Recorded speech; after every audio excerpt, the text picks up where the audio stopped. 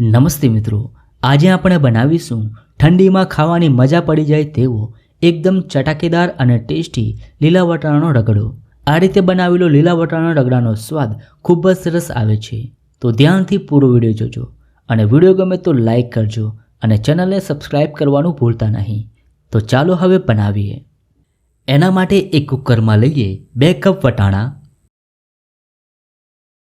સાથે 2 કટ કરેલા બટેટા એડ કરી દઈએ। હવે તેમાં 1.5 કપ પાણી એડ કરી દે। સાથે સ્વાદ પ્રમાણે મીઠું અને ચપટી બેકિંગ સોડા। એનાથી રગડાનો કલર ગ્રીન રહેશે।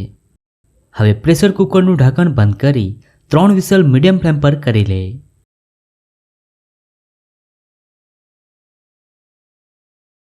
હવે 3 વિસલ પછી ચેક કરી લે તો તમે જોઈ શકો છો વટાણા અને બટેટા એકદમ સરસ રીતે બફાઈ ગયા છે। હવે મેસરની મદદથી વટાણા અને બટેટાને હળવા હાથે થોડા મેશ કરી લે જેથી રગડો થોડો થીક થઈ જશે।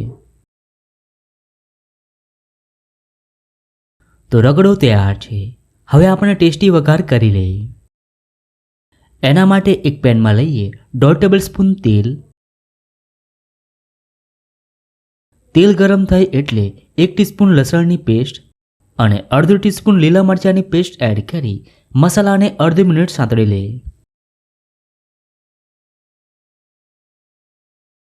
હવે અડધી મિનિટ પછી થોડા મીઠા લીમડાના પાન એડ કરી દે।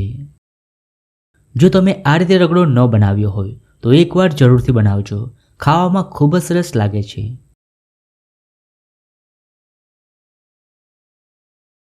હવે તેમાં તૈયાર કરેલો રગડો એડ કરી દે।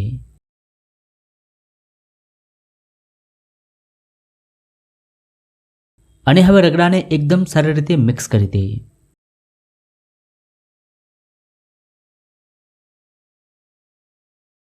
હવે તેમાં મસાલા એડ કરી દે।